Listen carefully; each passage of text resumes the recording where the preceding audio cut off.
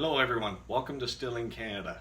Now this is the channel that is going to be about an adventure I'm going to be taking of building, learning, and just traveling down the road of learning how to distill spirits. Many different types I'm interested in, a good whiskey, rum, vodka, gin. I do want to try the gambit of what's available, and I want to try and perfect a few recipes, because at the end of this road, the end of this journey, is my desire to become an actual distillery. So I'm going to be starting from no knowledge at all. I'm not a welder. I'm just a regular person who wants to create a top end or a really good quality spirit and then be able to bring it to a market. So this is the start. This is the first real video. I've done an introductory video. A few things are going to change over time, as you're going to see better filming once I actually start getting the camera out in the shop here. I'm presently running a couple other projects. I'm building an old car and a few other little things. I do a lot of charity work, so a lot of that is still ongoing, and the still building part is yet to come. So right now I'm using a cell phone. I also have a GoPro that I'll be using a bit as well. But so the quality of the filming, it will improve, and I will be learning as well, learning how to edit, how to add music in the background, do a few other things to make it a little more interesting. So keep in mind the quality of what you're seeing now, I really hope to improve upon. But what I'm going to do at this moment is I'm going to grab the camera, the cell phone, and I'm going to show you parts I've ordered, work I've already been starting on. And we're going to break it down, and you're going to see episodes showing every step and every little bit I do towards making this all work. And you're going to find some very interesting stuff. I am planning for the future. Behind me, you'll see there is a 15-gallon beer keg. So that is being converted, and I'm going to use the same style is what you'll see from Jesse on Still It. And if you've ever wanted to take an adventure like this, make sure you go see Jesse. I'll see if I can do a link up here, but if not, just search Still It in YouTube and you'll find Jesse. He's over in New Zealand, and he's done this same journey. He's ahead of me, and he's done a fantastic job. He deviates on a few things that I want to go a different route on, and occasionally you'll hear the crying lamb as well, which is always entertaining. You're not going to hear any lambs here, sorry. I am out in the country, but I do not raise any animals. You will see a lot of strange things being built in the background over the time, I'm sure. So I'll grab the camera, we'll walk over to the table, and I'll show you some of the things I'm going to be doing.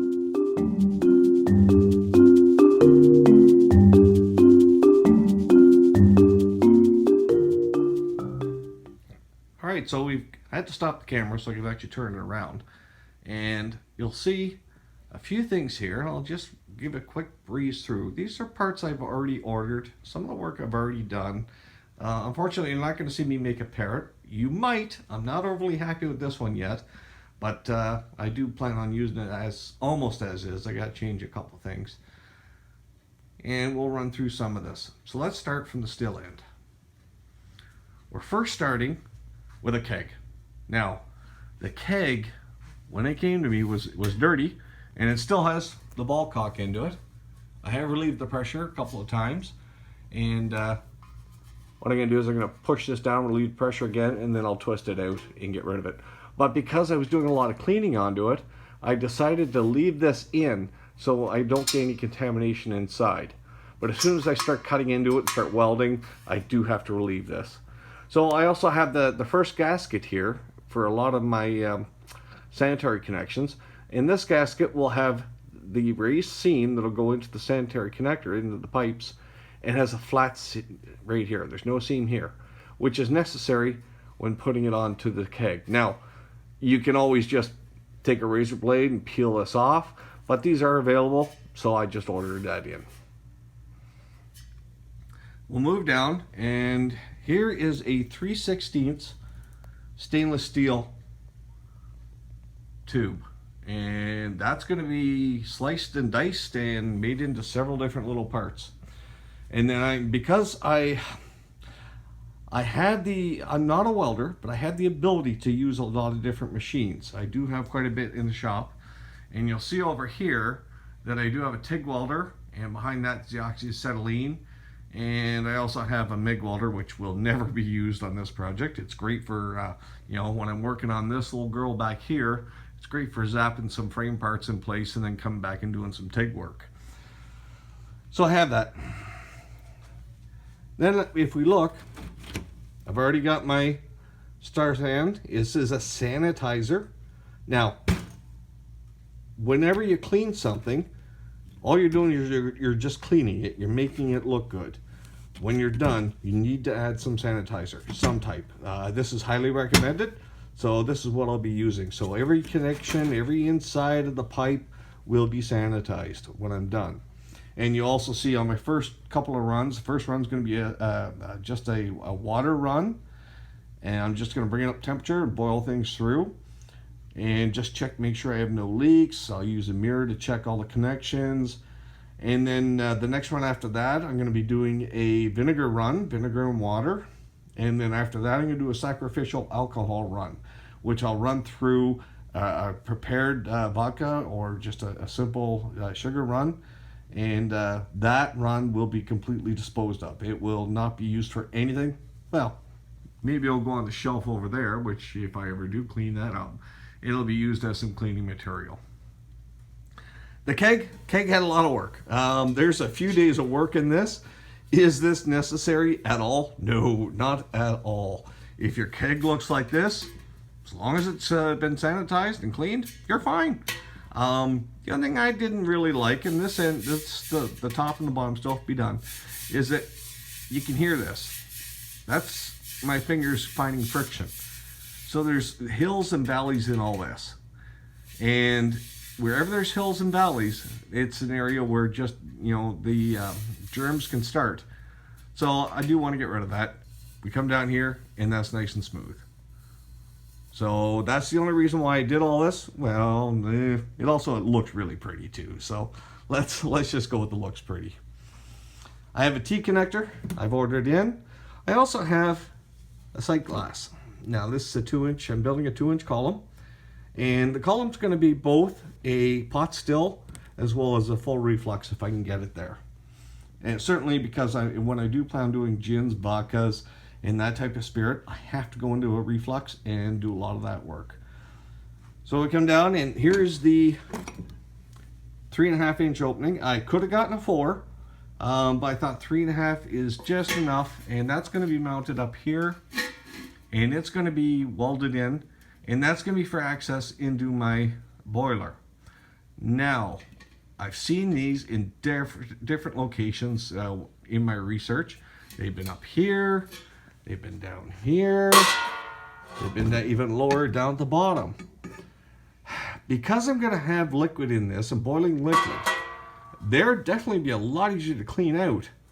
Get my hand in there and clean everything out. But I really don't like the idea of this being under liquid during the run.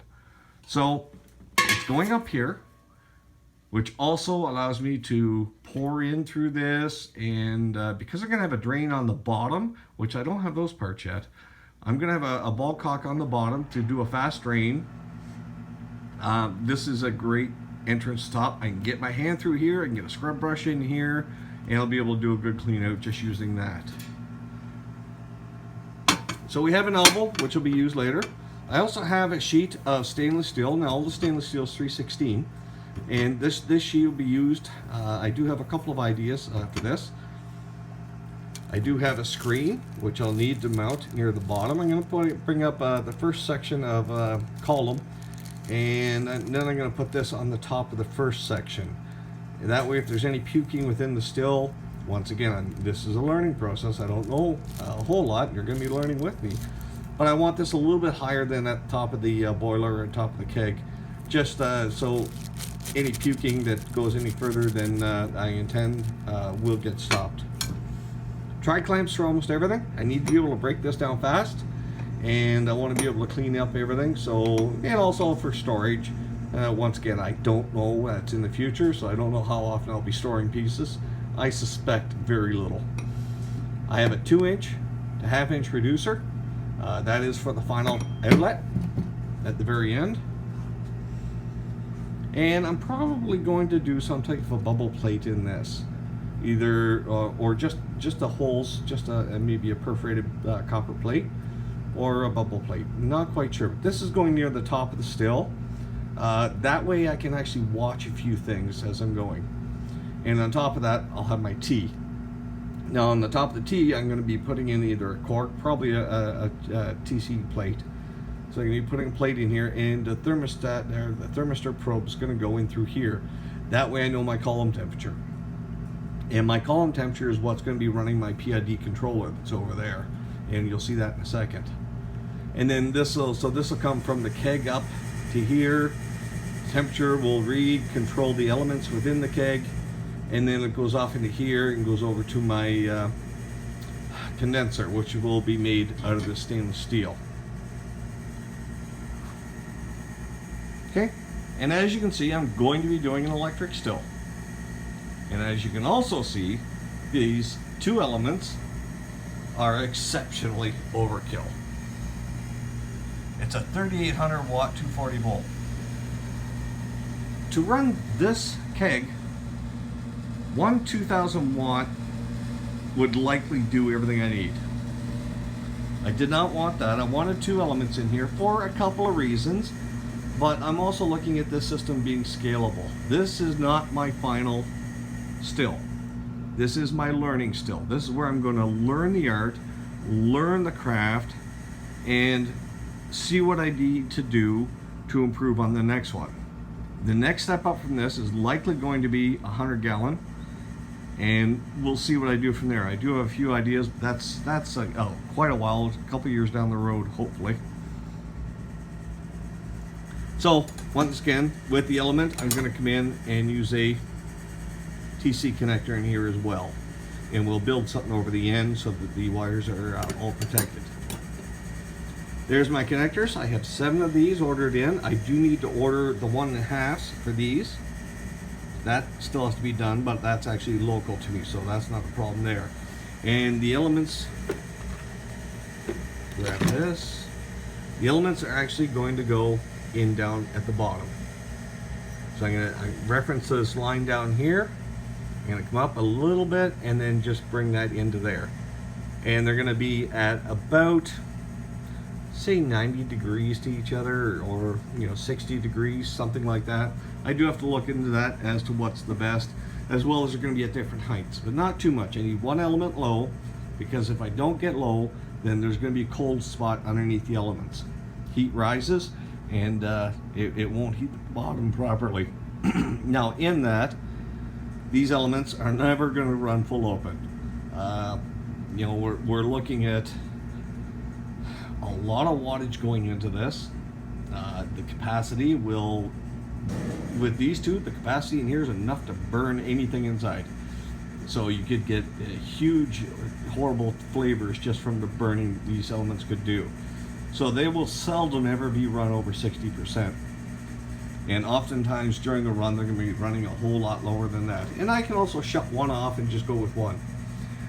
I have some quick connects for the water line, for the condenser, and for the other part I'm doing. So in the column, and I'll show you when I get to the map I drew. A couple extra seals for the T connector. My first run at a Parrot. Once again, I'm not a welder. I have done some soldering in the past, so soldering didn't scare me at all, and I thought I could whip that together quickly. My son and I, he was over, and we just had a little bit of fun. We were playing, so I thought I'd do this up quick. A couple little things I think I'm going to have an issue with. Probably going to need a vent line in through up here to come out and come out to stop any percolating from this, so that when I'm running these inside, my hygrometers are going to be in there to tell me what my percent of alcohol is. They may start doing a lot of bobbing, and we'll see. I'm gonna already test it with water, so I'll see what when I do the vinegar run and do my first sacrificial alcohol run. I'll see what I need and if I need to improve this. So what next? So we have a copper plate, and that's going to be used. There's going to be some pieces cut out of this for both running into this part, so for my bubble plate or the perforated plate, and also for going into my copper 2-inch tube, which is going to be the first part of my still. Or yeah, well, there's going to be a little stainless steel piece here to here, and then the copper piece from there and up. And that's also going to run like a condenser, deflagrator or something like that. I wish I could remember what it was called, but it's going to be run like a condenser so that I can knock down the steam pretty quick in reflux. Of course, I don't think you can ever have enough of these hydrometers. I do have extras. I also have a digital one coming, so that'll be here. This here is a 100-gallon fish tank heater. So when I'm making my mash, it's fully submersible. It is digital. When I'm making my mash, if I'm because I am working out in the garage, and this is the Great White North, it does get cold out here. This will actually keep my mash at a proper temperature, and that should not be an issue at all. So the cord to the two elements, now once again, remember, the top rating of these elements is going to be 16 amps. 16 point something. Anyways, I did figure it out. Math is written down. So I know they can get up to 16. They're never going to see that. I don't ever plan on running them full open. Maybe just a straight water run, but they'll never see that. But in that, I need to run 12 gauge wire. So we have the extension cord here.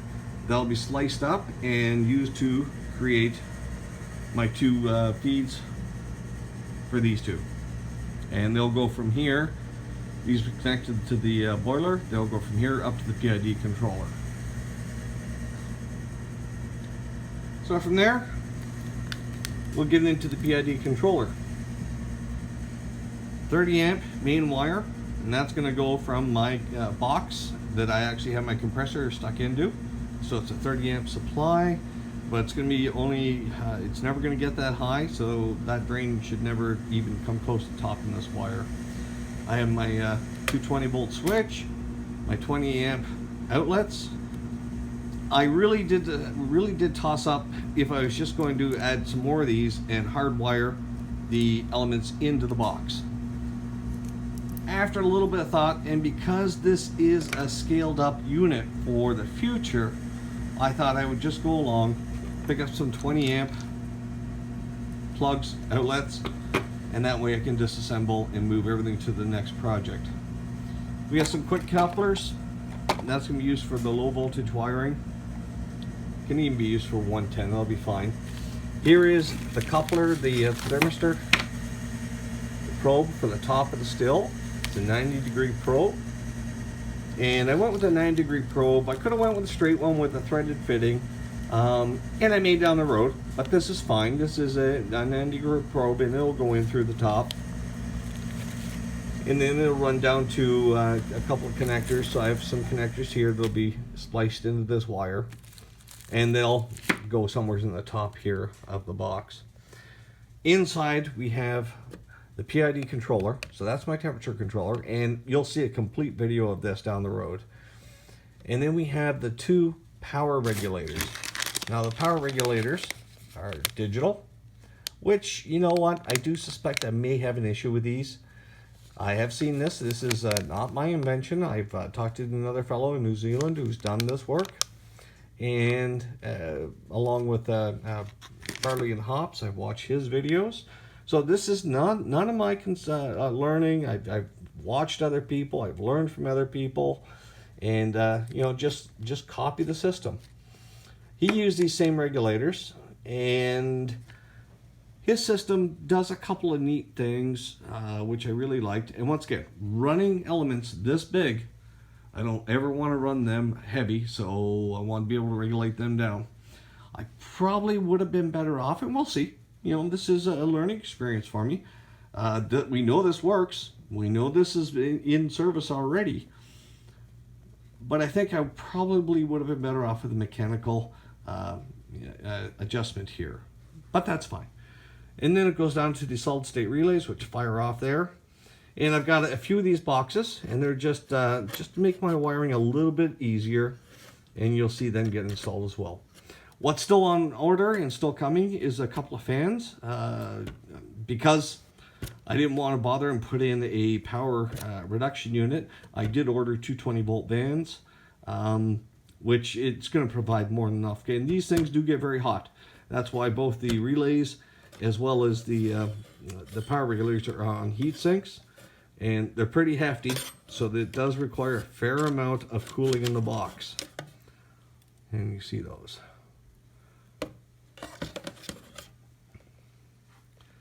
What's next? Next is learning, and a lot of learning. You need to know a lot of things.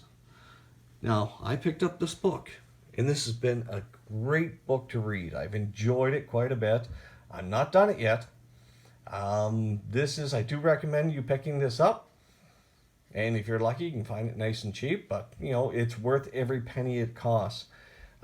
So by the time you start reading this book though, you probably should know most of what's going on. So you've searched the internet, you've watched the videos, you've followed and gone through all of Jesse's videos over at Still It, and you've gone to Barley and Hops and you've checked out some of their videos. Hopefully they'll still stay online. I know George is no longer doing it, and his videos have been pulled offline at one time. So hopefully they will stay online. We'll see. If not, I will do my best to make sure that the information that's in those videos George has will be reproduced here on my page. I have a template for my condenser, deflagonator. Still not pronouncing that right. I'm sure I'll get some comments. Sorry. And the one thing I did do is I drew out what I wanted. And I had a rough idea of the parts I needed to order. Once again, I don't have everything I need, but I have sure enough to give it a good start.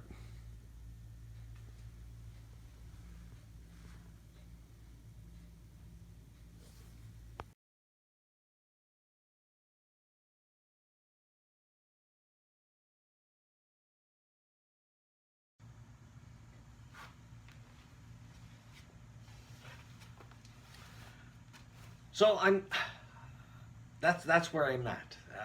The journey is just starting for me. The learning curve has been a lot. I got interested in this just before Christmas. I always thought about it. When I was a young lad growing up in Cape Breton, we made moonshine out of rum. And I won't call it moonshine out of molasses. And it was supposed to be a rum. At least that's what everyone was calling it. I was very young at the time, and we always stole Grandma's pressure cooker. We hooked a copper tube to it. Now, Grandpa, he was a pretty smart fella. He knew what was going on with that copper when that pressure cooker went missing. He knew we were all out and using it for some wonderful things. In fact, a couple of times I think he asked for a sip. So hey, we didn't pull anything over Grandpa's eyes, and he was pretty good about it. He just, they're boys, just let them go. And we're talking a different era too, a lot of years ago. But was it rum? No. It was molasses shine. Take a great big quart of molasses, condense it down, and you might as well just drink the molasses, because that's really what it's tasting like, only it burns a whole lot more on the way down. That's really what I want to stay away from. That was being young, being a child, and getting, I won't say completely drunk, although I'm pretty sure that did happen, getting tipsy. That's not what I'm after. That's not what I'm about. I do enjoy scotch. I enjoy scotch quite a bit. I don't drink a lot. I've got bottles in my house that have been up in that shelf for probably 20 years. Some good stuff, and I've got some bottles that will last typically a year or something. I'll have a couple of sips, maybe in a week I might have one or two. So not a heavy drinker, but what I like is flavor, and that's what this is all about. This is about not creating alcohol. This is about creating a product that rivals or excels past what I can buy at the store. So there's going to be oaking, there's going to be flavoring, there's going to be infusions, and I've already planned on an infusion chamber for doing a gin. There's going to be a lot of that sort of thing, a lot of experimenting, and I'm sure that's what you want to see. That's what I want to see. I watched as many videos as I can. I've gone through the web and everything else, and all I'm seeing is, well, let's just make a still and let's get drunk. Yeah, I can't. That's not me. It's not what I want to do. What I want to do is I want to make a product that is superior, is delicious, and you're going to see some reviews because, once again, I'm not a sommelier. I am not the top end. If you've ever watched the Whiskey Vault or Whiskey Biscuits, those guys, they have an education. They have all the knowledge. And if you haven't watched it, please go ahead and watch them. They're great. They're a lot of fun. And no doubt to you, Mooch, if you ever do see this. But you'll learn a lot from them as well. And they review a lot of products. And they've got me to try quite a few products just from their recommendations. So let's do an affordable, great tasting. I do like smooth, although the odd time I do feel like a bit of a kick, but typically a smooth product. Let's refine it. Let's learn how to age it. Quickly age it, as well as over 2 or 3 years. In Canada, it has to be in a barrel for 3 years before it can be called a whiskey. That's fine. I will make plans for that as well. But for now, I'm going to try some methods, and you'll see it on Still It with Jesse there, where he's come up with some oaking, some chips and everything else, and a few other things. And there are some other things. We're going to discuss all this down the road as well. But my end result is to bring this to a distillery, is to bring our own distillery into focus and to set up and have a retirement package of distilling. Because I have to keep busy, and I do enjoy this. So when you watch the other fellows, and by all means, please go out, search those channels, Still It, Whiskey Biscuits, Whiskey Vault, George over Barley and Hops. And once again, you'll see on George's videos, if you do go there, you'll see George's videos where he says, call me, talk to me, everything else. Please note, he's retired. He will not be answering any more of your questions. So for now, that's it. And I hope you enjoy this. Ran a bit long, a little longer than I expected. And I see the wife is giving me a little look saying it's time for supper. We'll see you again. Take care.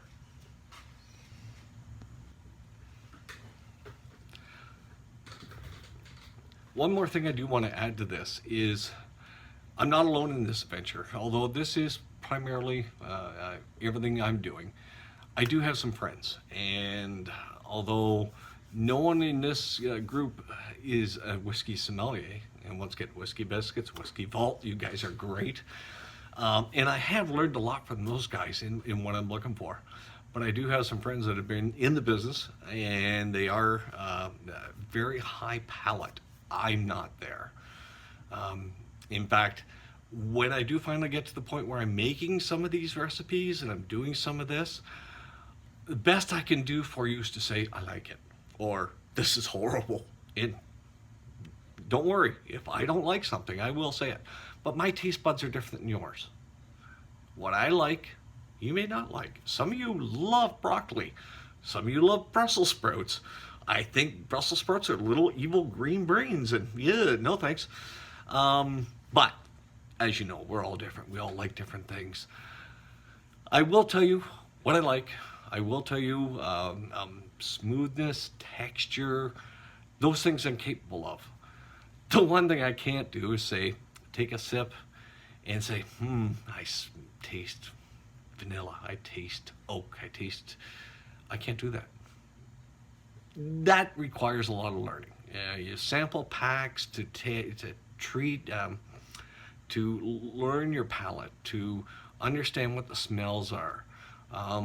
Best you're going to get out of me, at this point in my journey, the best you're going to get out of me is, whoa, that's horrible, or hey, that smells good. I'm learning, you're learning as well, although some of you I know have been here, and you know all of this, And I hope you stick around. I hope this is entertaining for you, watching someone else learn. But for me, just starting out, it's all new.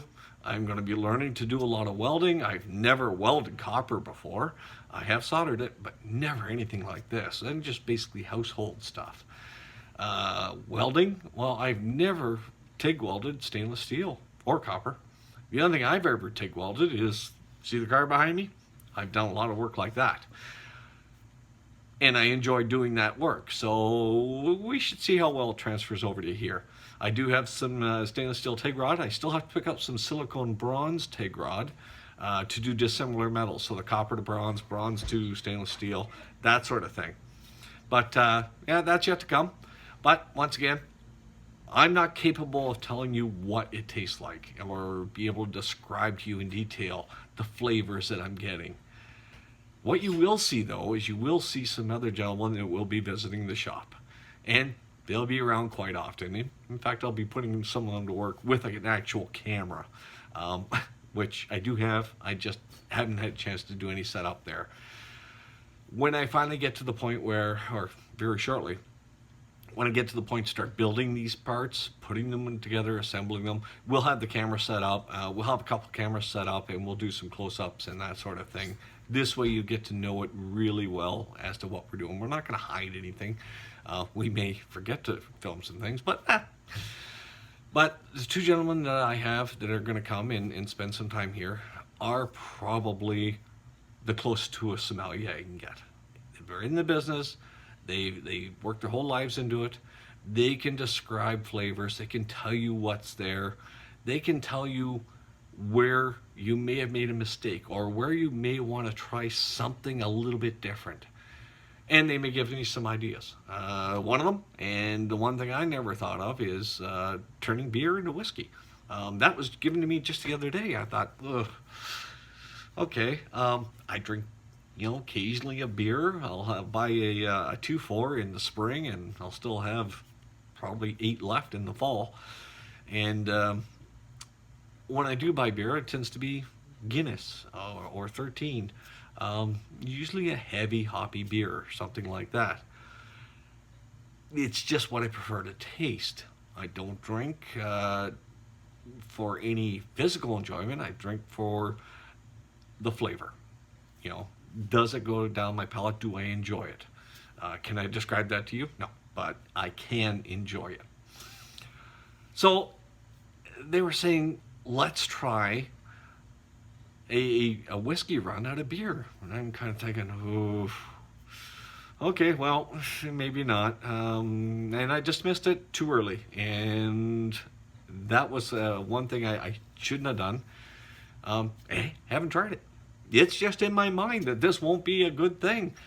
But we never know until you actually try it. And I usually say try it 3 times at different times, because the whiskey I'm going to drink today will not taste the same tomorrow. It depends what I had before. It depends on what I'm eating, or even if I've had another whiskey or rum or some other spirit before it. It changes the flavor in your palate. So, once again, I dismissed it too quickly, and I should have been slapped for it. And I told them, I said, hey, if you see me do this again, give me a whack. It's a little cuff up the side of the head, said, until you tried it, don't knock it. And I did a little research. I thought, this really doesn't sound good, but let's look into it a bit and see if we can do anything with this. And I went to the Whiskey Vault, and I'm watching their videos, and they do a review of a beer turned into a whiskey. They're raving about it. Okay, well, you know what? I've gone by their recommendations quite a few times. Although I'm a big Macallan fan, and I do have some high-end Macallans, and I do have like High Park 2520, and all those high ends as well, and all the low ends of those 2 companies. They're 2 distilleries. But they recommended a couple of products that I was watching on their video, like Monkey Shoulders. I thought, in Canada, that's a $60 product, and not to be snobbery, if I can find a good cheap product that has a great flavor, I want to, endorse or purchase that. So I bought it, going by what those two guys said and what their review was, and they're dead on.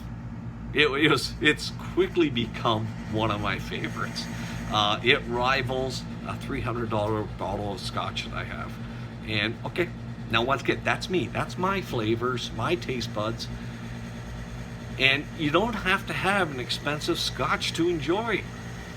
If you can find a cheaper one, all the world to you. And I don't stop at with a scotch. I'll try anything pretty much. So one of their other recommendations was Buffalo Trace. It's a whiskey.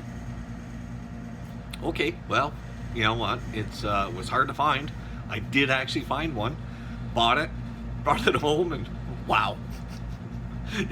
I really do enjoy Buffalo Trace as well. So there's 2 for 2 these guys have recommended, and I'm quite impressed. And others have as well. Some don't rate them as high, but hey, dead on. I'm good with these 2.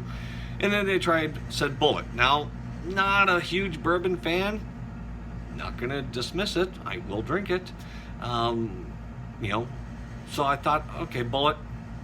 I bought a $19 bottle, and that's cheap in Canada because our taxes and everything else are quite high.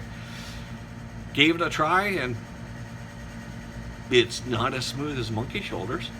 It's not as complex as either Monkey Shoulders or Buffalo Trace. But you know what?